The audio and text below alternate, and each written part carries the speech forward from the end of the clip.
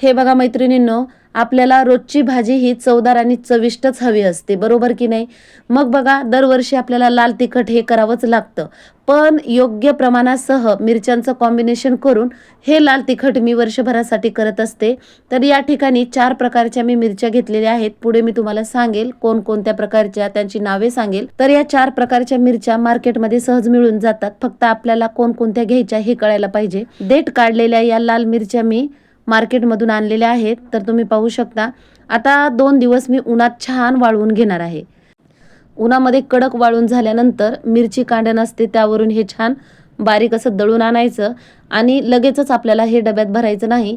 तर रात्रभर याच्यावरती पातळ ओढणी टाकून पूर्ण लाल तिखट हे थंड होऊ द्यायचं आणि त्यानंतर स्टीलच्या डब्यामध्ये हे भरून घेणार आहे. आणि सगळ्यात शेवटी डब्यावरती 4-5 लवंगा टाकायच्या, म्हणजे वर्षभर हे लाल तिखट खूप छान राहते.